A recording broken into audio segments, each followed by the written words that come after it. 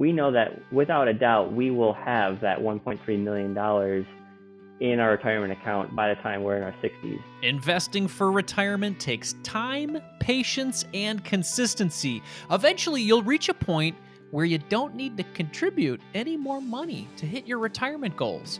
That's what we like to call Coast Fire. In our Coast Fire segment today, we're going to interview Josh Miller from Michigan. Josh and his wife, Rebecca, hit this Coast Fire milestone recently in their mid-30s.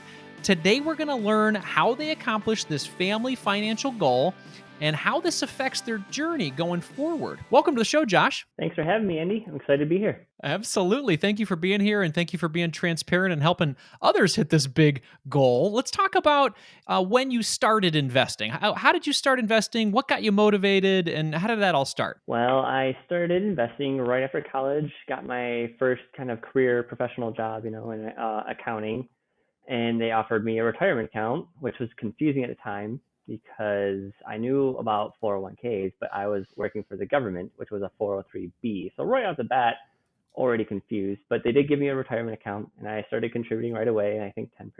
And I set up the auto contributions from every single paycheck and didn't really know what to do other than that at the time. But it's been 12 years going and here we are reaching Coast Fire. So that was started early and it pays off, I love that. That's great. Yeah. So you pushed the button of go and you didn't touch it for a long time, and then magical things happen. I love that. When did you realize this Coast Fire idea, or when did you say, "Hey, I feel like I've reached this"? At what point did you feel like that? Well, knowing like the math behind Coast Fire, which I'm sure we'll get into, I would say early in the pandemic, in 2020 is when we reached Coast Fire. We happened to be sitting on kind of a large pile of cash. We didn't really have plans for it at the time, and then the pandemic hit, and the market took that. I think it was at least 30% dip, and we didn't really have a plan for that money. I'm like, is this the once in a lifetime opportunity that we have? And we threw almost all of that cash right back into the market, and I think our portfolio basically doubled within 1 year of that time frame. So we got incredibly fortunate, but that we just happened to have it and the stars aligned, That is great. That is great. Yeah, taking advantage of that downturn that we had. It seemed like a really, I remember it was 2 years ago, and it seemed like a really kind of depressing time. Like, oh man, what's going to happen? But I think there was an opportunity for a lot of people, and it sounds like you guys took advantage of that, which is great. So, how much do you guys have invested today here in 2022? Well, our net worth at the end of the last quarter, March 2022, was about 750,000, but we have a lot of equity in our house, probably 130 or so. So just between the investments and our cash, we're sitting on about 635,000. That's great. Okay, so 635,000. So Josh, when people put together these numbers and they say, "Hey, I've reached Coast Fire," it's different depending on who you ask. I know I like to throw in a compound interest calculator and then see where that 7% takes me by the time I'm in my 60s. How do you calculate it? And then now that you've reached this status, I guess, what does that mean for you guys? The way, like mathematically speaking, the way we calculate is we try to use the 4% rule for a Coast Fire. So we know that how much our life costs, right? And so using the 4% rule, you take your living expenses, you multiply it by 25, and that's kind of like your end number of that. If you reach that number, whatever it may be, like the $1.3 million is what we would need in our portfolio to be able to withdraw the 4% every year, and your portfolio shouldn't dwindle. You should be able to live off that amount. When I'm thinking about Coast Fire, we don't have that number yet. Like I said, I think we have 635 in our portfolio, but we know that using the compound interest calculators, just any calculator on the internet, you can kind of put in, if we're at, just use round number, $600,000, you plug in an interest rate, take into account inflation if you want, use a little bit lower number, play around with it. We know that, like, without a doubt, we will have that $1.3 million in our retirement account by the time we're in our 60s, very likely in our early 50s, even maybe late 40s if we're lucky. What that means to us is that every year our income we don't have to keep saving as much money. Every year that our income just has to cover that year's expenses because our portfolio is going to do its thing. We don't need to worry about retirement anymore. We just need to live now. I love that. I love that. Yeah, and as you said, you take that compound interest chart, you see where it's going to go over time, and since you guys started this heavy lifting so early, you guys are going to let decades compound before you actually need that money. So, Yeah. you alluded to how much do you need to live on just to help people understand that whole 4% thing? Because this is a comfortable number. People want to be able to, okay, how much do I need to live comfortably? What's that number for you guys? Yeah, so that number for us, after we pay off our mortgage, is how I think about it. We'll be able to live comfortably off of between $45,000 and $55,000 a year. Just for like when I'm doing calculations, we try to be conservative, so we use the higher number of 55,000 when we're trying to figure out are we going to be able to retire early. Got it. Got it. Yeah, I like thinking about it with the mortgage free path as well, because combining these two things, I feel like there's a recipe just for it helps you relax as a busy worker, busy parent, busy spouse. So I love these concepts together. So now that you guys have realized this level of Coast Fire and you've got plans for mortgage freedom, what does that do for your thoughts around your money going forward? What are you excited about using your money for? I guess between your mid 30s and your early 60s when you might tap into it for traditional retirement. I think exciting is the right word to use, right? A lot of people are kind of on that hamster wheel. They're working to get through life and they're told what to do. When you have the savings, when you have these goals achieved, you get to make the rules. You get to live the life you want and design things the way you want. And so for us, for our family, we want freedom and flexibility now.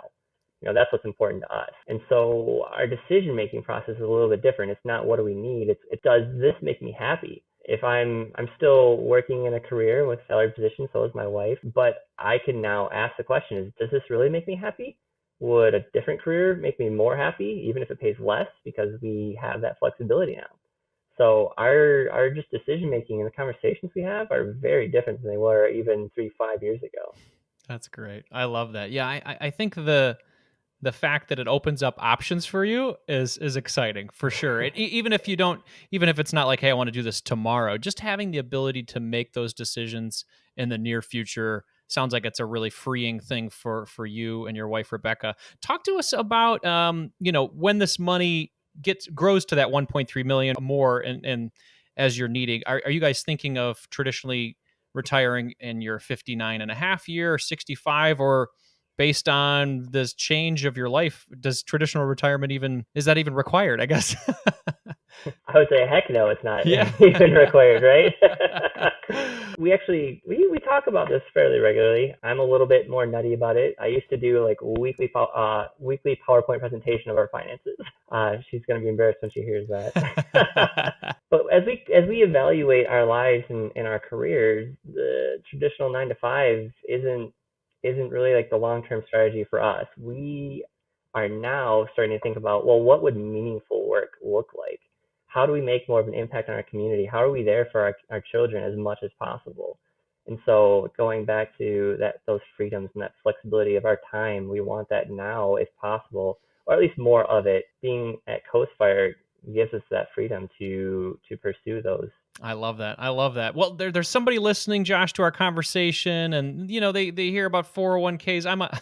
I'm on social media a lot. I'm on TikTok sometimes for some of the work that I do, and I get a lot of people that really hate on the 401k. They think it's a scam. They think the IRA, the 401k, these are scams because you don't have access to your money until you're in your 60s. What would you say to that person? A few things. I think the first thing is to do that, it requires that long-term vision, and 401ks, retirement plans, are set up with that long-term vision in mind. So Social Security has been around, pensions were around for like my parents' generation. Those things aren't as reliable for my generation. And so this is a tool in our tool belt. It's not the only tool. I understand that there are other means to an end, but I do think you need to think about it in that frame of mind, with the end in mind. You want to think long term, right? The counter to that would be the only way I think I would agree with that person is if they're big into maybe like real estate. I know you can kind of cash flow your way through life with real estate as long as you're not over leveraged, right? But but no, I think 401ks, IRAs, especially like Roth tools, are such powerful tools for our generation, and in terms of investing and reaching your financial goals. Yeah, it's a good point. You know, my dad had the opportunity to take advantage of a pension, and I think it's fantastic. I think it's a really neat tool. But a lot of us in our 30s and 40s, we don't have opportunities for pensions, and so it's incumbent on us to make our own pension, and that's what I think of Coast Fire. I think it's like creating your own pension and letting it grow. So I think it's beautiful, Josh. Thank you very much for this conversation. If somebody wants to achieve Coast Fire like you, what is one small step that they should take following this interview? To be honest with you, my advice to people is usually just read personal finance books, get engaged with it, understand what good saving habits are. Some of my favorite books would be The Richest Man in Babylon, if you're just looking for a quick read, right? If you want to challenge your thinking, Your Money or Your Life was really impactful for me. And then even What Does a Millionaire Look Like? You could read The Millionaire Next Door or Everyday Millionaires, I think is like a more updated version of that same book. In a nutshell, though, if you're interested in fire and you start reading stuff, listening to stuff, I'm very confident that you can get there. I love it. I love it. Educate yourself and then be your own advocate. I think that's great advice, Josh. So I understand that you also help people in this area. So tell us a little bit about where people can contact you if they have questions. Sure, yeah, I am a personal financial coach. I have my own business. It's called Ratoon Financial, so RATOON Financial. You can contact me via email at ratoonfinancial@gmail.com or on Facebook, Instagram. You can message me there as well. Awesome, Josh. Well, thank you very much for sharing your story with us today and being transparent and helping everybody else achieve Coast Fire. Thank you. Absolutely. Thanks for having me.